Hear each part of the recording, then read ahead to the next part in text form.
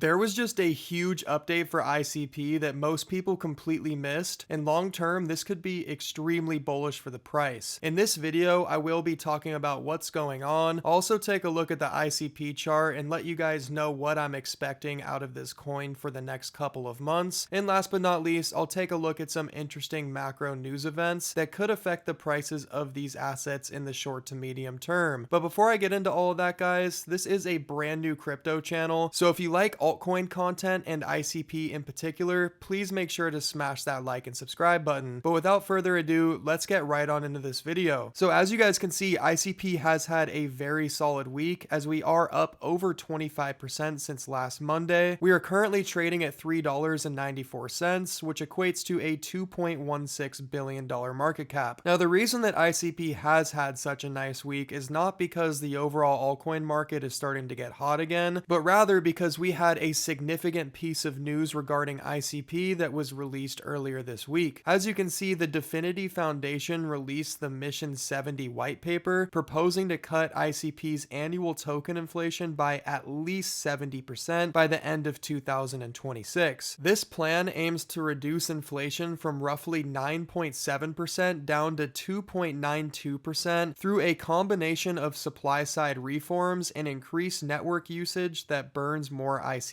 So this is, of course, very significant in terms of price for this project, because as it stands right now, ICP was having to outperform its somewhat high inflation in order to see significant rallies for the price. In my opinion, one of the biggest downsides of this project was this 9.7% inflation rate. So now that this is being cut by nearly 70%, I no longer see how anybody could be bearish on this project. ICP is not only one of the best layer ones in the entire space, but it also has a fantastic narrative because of the fact that it has so many AI use cases. And as you guys know, AI has been basically the hottest narrative in not just crypto, but also the overall financial market for the past couple of years, and I don't expect that to change anytime soon. So this is absolutely massive. But in terms of price, guys, I would not be surprised if ICP does slowly pull back over the next couple of days. Typically, what ends up happening when we have significant news stories like this be released is there is a lot of hype that returns to the market, and as you can see, during a somewhat bearish week, we actually had a significant rally. And although I think that this is incredibly bullish long term once it does go into effect, people will slowly but surely forget about it. So in my opinion, if the overall crypto market does have a bad week, I think that it is reasonable to believe that ICP could pull back to around $3.50 potentially, but of course we will just have to see what happens with the overall altcoin market. With that being said, that does not mean that I am bearish on this project. I am actually very bullish on this project. I think that if we do end up having a parabolic bull run for the overall crypto market this year, I could see ICP getting anywhere between a $20 billion market cap to as high as a $50 billion